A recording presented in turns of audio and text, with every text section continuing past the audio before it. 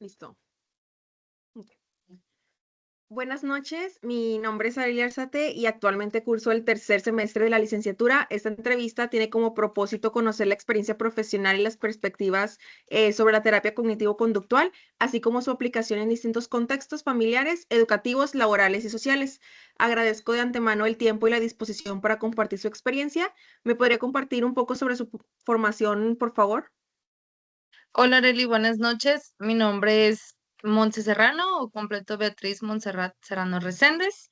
Soy de 10º semestre de la trayectoria clínico cognitivo-conductual. Muchas gracias. Para comenzar con la entrevista, me gustaría conocer un poco más sobre su experiencia con la terapia cognitivo-conductual y cómo la aplica en su práctica profesional. La primera pregunta ¿qué la motivó a especializarse en la terapia cognitivo-conductual? Ok, pues yo creo que en la mayoría muchos estamos un poco confundidos con las trayectorias y escuchamos, leemos de otra y demás. Y a mí lo que más me atrapó fue esta parte de que es un trabajo en conjunto con nuestras emociones y nuestros pensamientos a la forma en la que actuamos, a la forma en la que realizamos pues ciertas conductas, ¿verdad? Entonces a mí me atrapó eso, el cómo poder ayudar a las personas a que profundicen en sus emociones, en cómo se sienten, tal vez como en ciertos arranques que pueden llegar a tener que afecta a la conducta y afecta pues a su entorno externo. ¿Cómo estructura generalmente una sesión de terapia cognitivo-conductual? Ok, ¿cómo la estructuro? Primero, siempre pregunto el cómo estuvo su semana. Si es un paciente que a lo mejor ya es la segunda, tercera sesión, siempre es cómo estuvo tu semana, cómo estuvo el día lunes, cómo estuvo el día martes, miércoles, siempre un poco muy específico, porque a veces el preguntar así en general hace que la persona a lo mejor nada más te dice bien. Entonces yo trato de siempre preguntar más específico. Posteriormente, dependiendo de cómo me diga, vamos ahí haciendo un report, él, para que se sienta cómodo, para que pueda él pues sentirse en su lugar seguro. Después, si ya en la sesión pasada dejé a lo mejor alguna reflexión, alguna tarea, iniciamos con eso. Posteriormente hacemos lo que es pues el encuadre de la sesión, vemos el tema del que se va a hablar, tal vez si es una psicoeducación, tal vez si ya es a lo mejor hay un role playing, si es a lo mejor algún tema del que el paciente quiere hablar, porque también eso varía mucho. Nosotros podemos tener un encuadre, podemos tener nuestro guión, pero siempre va a depender de cómo viene el paciente. A lo mejor el paciente te dice, es que, ¿sabes qué? Mi semana estuvo muy mal porque me peleé con mi familia o con mi pareja o con alguien, entonces es cambiar todo y es adaptarte a él. Pero te digo, es primero siempre preguntar, pues, el cómo fue, ¿verdad? Su semana, iniciar con la tarea o la reflexión que dejamos en la sesión pasada, ver el tema principal, dar retroalimentación, el que pueda reestructurar sus pensamientos, una reestructuración cognitiva y pues siempre finalizo el cómo se va, qué se lleva de la sesión, qué aprendió, qué se queda reflexionando, con qué palabras tal vez se quedó con dudas. Me resulta muy interesante esto que comenta de cuestión de las tareas que se le envían, bueno, que se le dan a los pacientes. Entonces, Ujú. me gustaría saber qué técnicas o herramientas de la terapia cognitivo-conductual utiliza con mayor frecuencia. Siempre uso registros de pensamientos. Registro de pensamientos, la reestructuración cognitiva. Me gusta usar mucho las metáforas. Creo que muchos entendemos ejemplos con metáforas. Desde, incluso me ha tocado usar, por ejemplo, cuando una persona no encuentra una salida, siempre les menciono, cuando estamos en un cuarto, ¿qué hay para escapar? ¿Qué hay para salir? No, pues una puerta. Y si la puerta está sellada, ¿qué más podemos encontrar? No, pues una ventana o algo. Entonces a mí me gusta usar metáforas, te digo, reestructuración cognitiva, registro de pensamientos, resolución de problemas, role playing también. Es muy importante el que el paciente pueda trabajar eso que se vio en sesión con nosotros para que lo pueda llevar a la vida cotidiana, a su vida externa. Y una vez que usted utiliza esas técnicas, ¿cómo evalúa el progreso del paciente durante el proceso terapéutico? Ok, lo evaluamos a lo mismo que te había mencionado de cómo fue que trabajó eso que vimos en sesión. Tal vez si hablamos, no sé, de la ansiedad o del estrés y vemos a lo mejor hay una solución de problemas, bueno, ¿cómo lo llevaste a cabo? ¿Qué te sirvió? ¿Qué no te sirvió? Hacer uso del registro de pensamientos. Algo que me gusta comentar es que pues ahorita ya las generaciones estamos como muy avanzadas y hacemos uso del celular siempre. Entonces yo sí les digo a mis pacientes, si tú quieres registrármelo en el celular, puedes hacerlo, porque a veces eso hace que se sientan más seguros. Entonces siempre es evaluar su proceso a la semana, semanalmente, con su registro, qué te funcionó, qué no te funcionó, cómo te sentiste. A lo mejor no te funcionó con esa persona, pero con otra persona sí, así lo voy evaluando. Si bien es cierto que bueno, todos los pacientes son diferentes, entonces pues tienen Ujú. diferentes perspectivas, maneras de pensar, entonces, ¿ha tenido que adaptar alguna técnica de la terapia cognitivo-conductual a diferentes tipos de pacientes? Sí, este, ¿en qué sentido? Yo he trabajado en prácticas, ¿verdad? Con adultos jóvenes, con adolescentes y con niños. Entonces, una técnica de este enfoque, no es lo mismo usar un registro de pensamientos con un adolescente o con un adulto que con un niño. Entonces, con un niño siempre es a esta parte del juego, siempre es jugar con él, siempre es adaptarnos a un lenguaje también, un lenguaje para tu paciente, claro, siempre respetando ahí el respeto, ¿verdad?, de la autoridad, pero sí me ha sido de mucha ayuda el adaptar mi lenguaje a ellos. Tal vez cuando son adolescentes que vienen por alguna conducta de rebeldía, alguna conducta de desobediencia, siempre hago uso de ese lenguaje como pues llegan a hablar ellos en su periodo de secundaria, de preparatoria, algún vocabulario que ya vemos en redes sociales. Con los niños, pues te digo, hacer uso del juego, con, pues ahora sí que juguetes, materiales, recortes, dibujos, pues adaptarlo, ¿verdad? Sí. Sí, de hecho sí, o sea, pues, porque sería de que no, pues a un adolescente ponerle de que no, pues vamos a jugar, de que con juguetes y así, es va a ser como que cómodo, o sea, Claro. sí, Y sí, sí, tengo, fíjate que hay adolescentes que a veces vienen con un poco de resistencia. Entonces con ellos también he usado los juegos de mesa. Es jugar los juegos de mesa, hacer los desafíos y eso también te puede servir para tú de ahí tal vez como retos, de que bueno, si tú ganas, tal vez no te llevas una reflexión del día, pero si yo gano, me vas a responder estas preguntas con honestidad. O si yo gano, nos vamos a llevar este ejercicio para practicar en casa. O dependiendo, ¿verdad? De cómo es que te toca el adolescente. sí, luego también así como que darles reforzadores de que como que para que cumplan de que con ciertas cosas, es como de que no, pues si lo cumples te voy a dar algo, de que Sí. como premio de que por haberlo cumplido. Sí, con los niños se lleva a cabo las estrellitas, las calcamonías de pues cómo fue que se vio en la sesión y darles pues el reforzamiento, las estrellitas. Sí, está muy padre eso. Sí. Por otro lado, también me gustaría hacerle otras preguntas para profundizar en la influencia que tiene el contexto tanto familiar como cultural y social dentro del proceso terapéutico. La primera pregunta dentro de esta área sería, ¿de qué manera influye el contexto familiar en los resultados de la terapia cognitivo-conductual? Influye mucho porque cuando son adultos o jóvenes adultos, no influye mucho porque ya la persona ya tiene ahí una autoridad, un voto, una voz. Cuando son adolescentes, es más complicado que pues su palabra pueda ser tomada en cuenta en casa.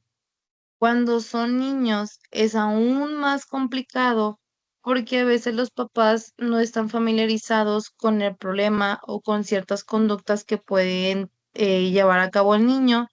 Y para los papás es está chiflado, no me hace caso, tiene hiperactividad, es desobediente, cuando el niño muestra otras problemáticas.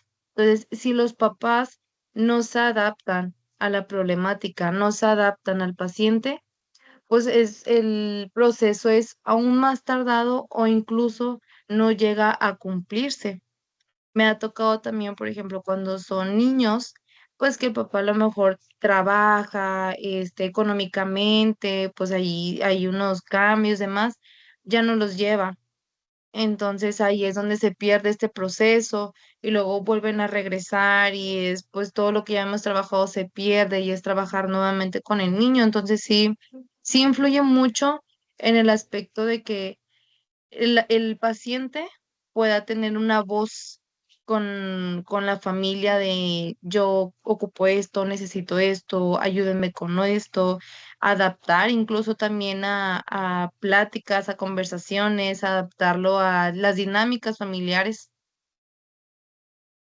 Sí, porque incluso a veces puede ser un complicado porque hay familias como que aún no están de todo familiarizadas de que, pues es que va a acudir a terapia y también por todo ese tema de Claro, todo lo relacionado al tabú de que, es que ir a terapia es nada más para personas que pues están locas, psicológicamente mal, tú no estás así, así, y cuando al contrario, o sea, pues un proceso que una persona lleva que es pues más que nada como para mantener esa salud mental que tienes y no necesariamente porque pues estés pasando a veces tanto por problemas muy fuertes emocionalmente hablando, sino también ujú. como para como cuidar este proceso que llevas conforme va el crecimiento de la persona.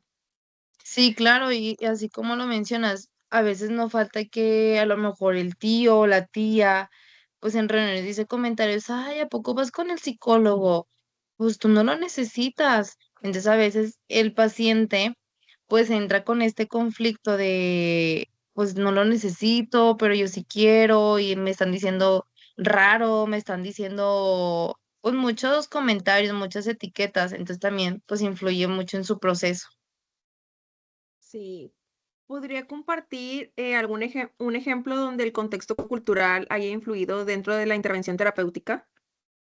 Sí, em, me ha pasado en muchos casos que he llevado con hombres, con varones, adolescentes o jóvenes adultos, el que los hombres no lloran, el que los hombres deben de ser fuertes, no son débiles, no deben de mostrar sus emociones y siempre llegan con el motivo de consulta, su problemática de no sé cómo expresarme.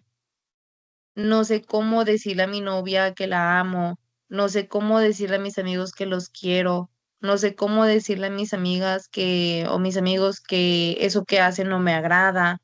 Todo esto viene de esta cultura e incluso también viene desde lo familiar, de que el hombre nunca llora, el hombre debe ser el fuerte, el hombre debe ser el protector, e incluso también en amigos, comentarios de si ven a alguien llorando de que, mira, ese está llorando, es un débil, es demás, eso es una problemática que sí me ha tocado culturalmente hablando. ¿Y ha encontrado diferencias en otro ámbito en cuestión de la eficacia de la terapia cognitivo-conductual dependiendo del nivel socioeconómico que tienen los pacientes? Sí, como lo había mencionado un poquito más atrás, lo económico sí influye mucho porque a veces sucede que pues el paciente va muy bien, a veces estamos en centros que pues son económicamente bajos en cuanto al costo, hay otros que son un poquito más costosos, hay otros que son a lo mejor gratuitos, pero tienen un límite.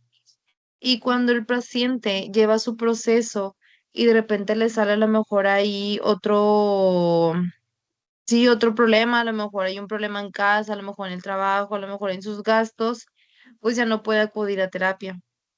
Entonces, esto hace que pues ahí influya el que el enfoque pueda tener un buen avance, el que pueda tener o cumplir más bien con el objetivo terapéutico del paciente. También me gustaría abordar otro ámbito dentro, en cuestión de la relación recíproca, tanto de la persona como su entorno, que es un aspecto que considero como clave dentro del enfoque cognitivo-conductual. ¿De qué Sí. manera la terapia cognitivo-conductual promueve que el paciente modifique tanto sus pensamientos como su ambiente? Ok, eso, el entorno sí influye mucho y se trabaja muy profundo con el paciente, porque las personas no estamos acostumbradas a marcar límites. Hay personas que sí, no digo que todos, pero hay personas que se les dificulta. Entonces, el que el paciente pueda influir o cómo es que nuestro enfoque puede influir con el entorno del paciente es esta parte de esclarecer esas etiquetas, esclarecer esos tabús que se generan, el poder psicoeducar al paciente en que lo que él hace no está mal para su familia, no está mal para sus relaciones sociales, no está mal para su ámbito laboral, porque también en el ámbito laboral, pues hay una problemática con un porcentaje ahí elevado. Entonces nosotros, o el enfoque, ¿verdad? Más bien ayuda a clarificar el ambiente, clarificar la visión del paciente para que pueda tener un mejor entorno. Y ha atendido o que en un caso que nos pueda compartir donde modificar el ambiente haya sido clave para el avance terapéutico. Sí, em, un caso, cuando son jóvenes adultos, a veces tienen el miedo de decir lo que sienten, por lo que la persona puede llegar a pensar de ellos. Me pasó en un caso de una relación de parejas, pues la chica tenía su pareja, ¿verdad? O tiene su pareja, 3, 4 años de relación y el chico empezó a tener amistades, la chica empezó a tener como estas inseguridades, pero no quería ser la novia tóxica, no quería ser la novia celosa, pero ella sentía inseguridad por las amigas, que él comenzaba a salir más con ellas, incluso también con amigos. Entonces era esta parte de cómo puedo, ¿verdad? ¿Cómo puedo ayudar? La chica sí le decía a su pareja, pues que me siento insegura, me siento pues que no me estás respetando, demás. El chico empezó ahí como a decir, no, pues tú estás mal, tú estás loca, no, nada que ver, no pasa nada, son mis amigos, son mis amigas y ellas saben que estoy contigo. Entonces ahí en el ámbito pues no la estaba ayudando, ¿verdad? Entonces, ¿qué trabajamos? Trabajamos esta parte de negociar con la pareja, cómo negociar, pues con cosas que a ambos les gustaba. Tal vez con los tiempos casi no encajaban porque ambos estudiaban y trabajaban, pero si era negociar de, bueno, está bien, o sea, voy a estar tranquila si tú sales con tus amigas, pero pues yo sí quisiera que les platicaras de mí, les platicaras que estamos muy bien o siempre y cuando la pareja también lo sienta, ¿verdad? Y que sí hay amor ahí. Empezó a negociar esta parte de, bueno, voy a estar tranquila, pero yo también quisiera que me brindaras esta parte, que me dijeras y que me confirmaras que todo está bien, que no pasa nada, y yo pues ya no voy a hacer estos tipos de comentarios, pero tú también apóyame con esto. Entonces fue un trabajo ahí en equipo, y el chico tuvo una muy buena apertura y ya el ámbito pues ya fluyó, ¿verdad? Y también su proceso.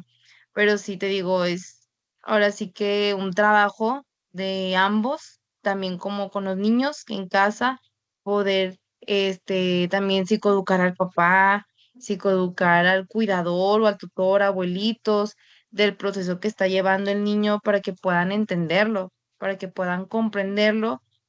Al principio sí es un poco difícil, pero cuando llegan a adaptarse, su entorno y su ámbito van para arriba porque comprenden al niño o en este caso comprenden al adolescente o comprenden al adulto. Sí, porque a veces sí influye mucho de que, porque luego hay otra persona involucrada dentro del caso del paciente y es como de que si no está como puesto a ayudar, sí es como un poquito más complicado como que llevar a veces el avance porque pues bueno, la persona involucrada sí es como de que pues es que yo tengo una perspectiva y pues él también como que no me apoya en este caso que menciona del caso de la pareja. Entonces sí siento que como que las personas a su alrededor también influyen mucho. Sí. Eh, por último, me gustaría conocer algunos ejemplos de cómo ha aplicado la terapia cognitivo-conductual en contextos fuera del ámbito clínico, como en entornos educativos, laborales o sociales. Por ejemplo, en contextos educativos, ¿qué tipo de problemáticas aborda con la terapia cognitivo-conductual? Ok, abordamos ahí TDAH, autismo, síndrome de Down, pues todas las necesidades educativas específicas que los niños puedan tener. Me gusta, soy nueva en este ámbito con los niños y es algo que he estado descubriendo. A veces un enfoque clínico cognitivo-conductual no se enfoca en solamente la terapia psicológica, sino también en la terapia conductual, terapia sensorial, terapia del lenguaje, e incluso también pues puede influir el apoyo escolar, pero son las principales. El conductual, el sensorial y el de lenguaje con las necesidades educativas específicas, con los niños de TDAH, hiperactividad, autismo, síndrome de Down, algunas otras problemáticas abordan y a veces es muy curioso porque nos podemos encontrar con niños que a lo mejor no les gusta que le corten las uñas de los pies porque les da miedo, a lo mejor hubo una experiencia que ya hubo ahí una cortada, una herida, además, pero el trabajar lo sensorial, el que toquen texturas, toquen sus uñitas, toquen en sus brazos, en sus piernas, empiecen a tener también terapia sensorial en sus pies, arena, frijoles, arroz, todo tipo de texturas, pegamentos. Poco a poco el niño va familiarizándose con las distintas texturas y sonidos y hemos tenido también trabajos de que al principio no le podían cortar las uñas y conforme fue con las terapias sensoriales, el niño ya ahorita se corta las uñas y hasta él mismo puede llegar a pedirlo de que córtame las uñas, mamá, córtame las uñas, papá.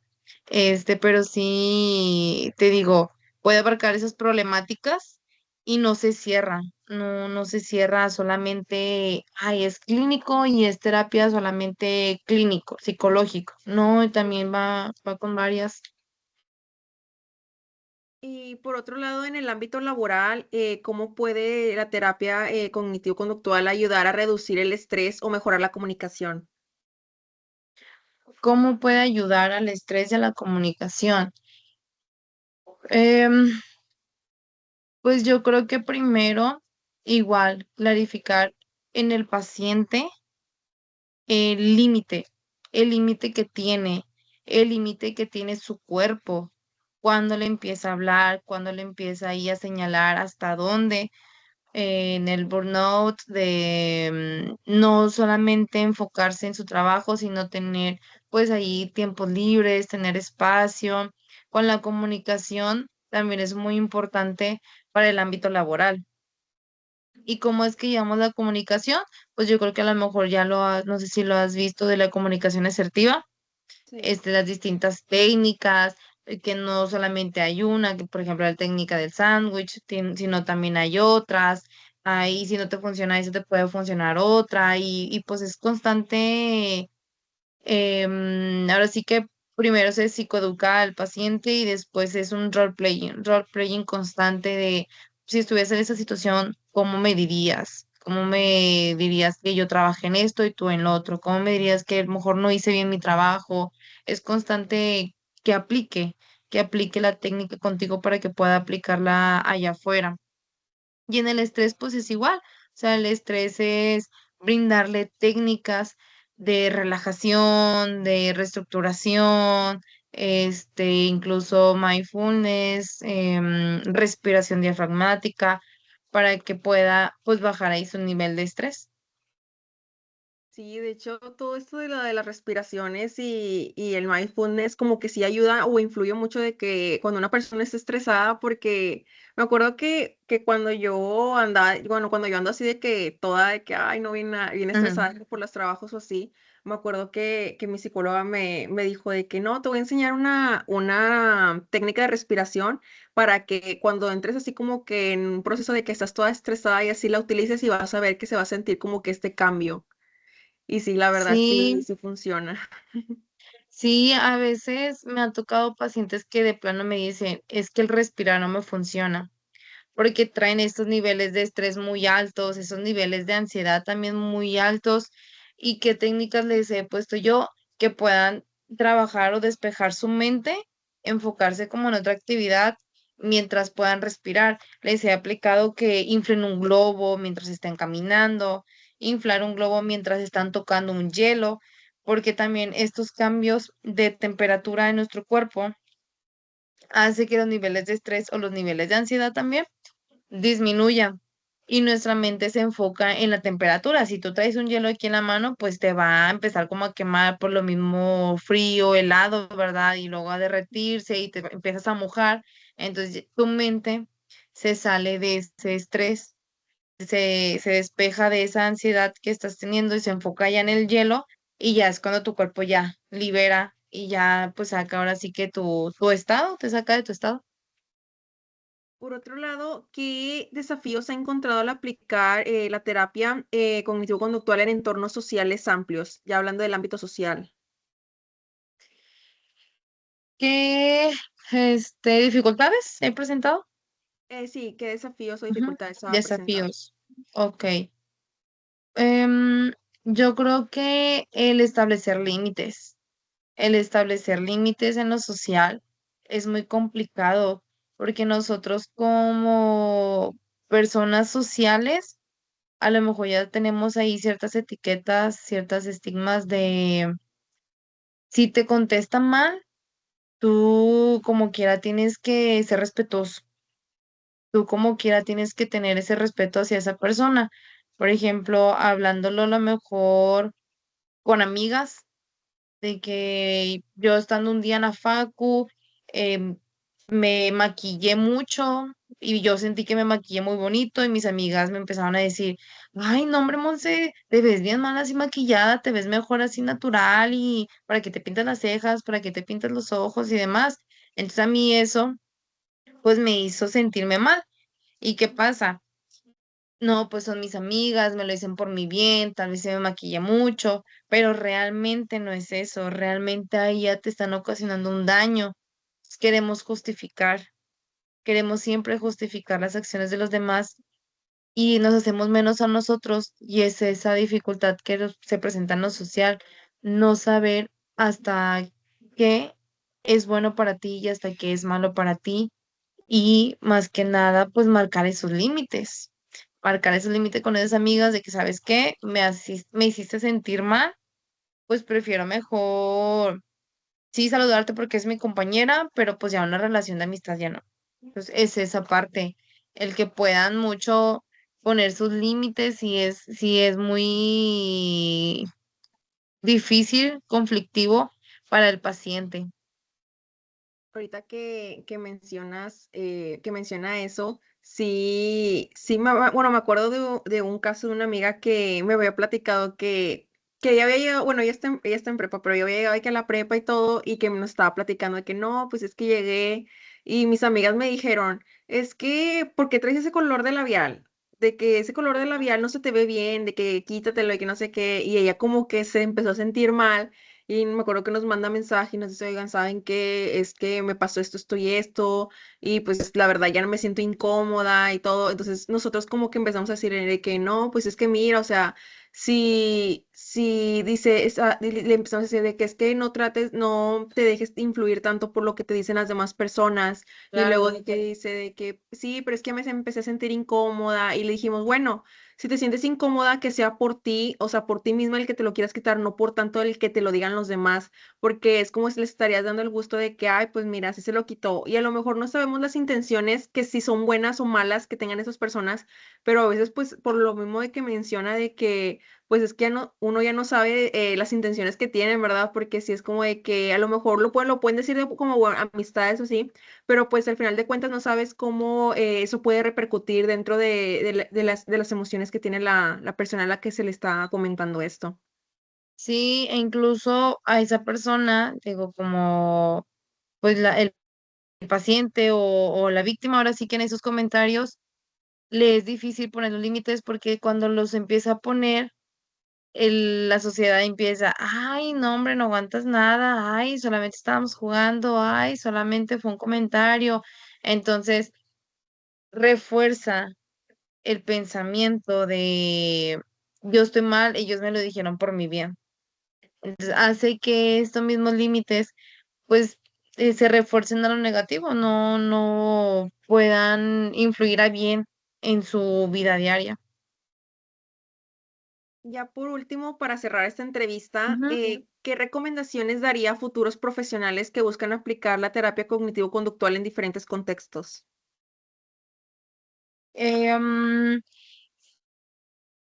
yo creo que el que no sean cerrados a que solamente es clínico cognitivo conductual, sino a mí me ha servido mucho combinarlo. A veces no está mal combinarlo con psicoanálisis, no está mal combinarlo, por ejemplo, con lo educativo, por ejemplo, también con el uso de metáforas o la narrativa. O sea, hay muchos enfoques, muchos tipos de terapias que van dentro de lo clínico cognitivo conductual, pero que no está mal el que tú puedas mezclar porque eso hace que también lleves una sesión, pues más bien la sesión, un progreso mejor para tu paciente. Otra cosa es que puedas estar en siempre como investigación. ¿Qué investigación? Pues investigar distintos tipos de casos en que cómo se aplicó lo de a lo mejor la relajación, cómo se aplicó a lo mejor lo del mindfulness, porque como mencionaste, no todos los pacientes son iguales, piensan lo mismo, dicen lo mismo. Incluso te puede tocar pacientes que traen la misma problemática, los dos tienen ansiedad, los dos no se saben comunicar con sus papás, pero si usas el mismo tema, vas a encontrar que a él sí le funciona y ya a él no le funciona. Y por más que quieras explicarle y que le funcione, pues no le va a funcionar. Entonces es esta investigación de, bueno, cómo funciona la comunicación asertiva en distintos ámbitos.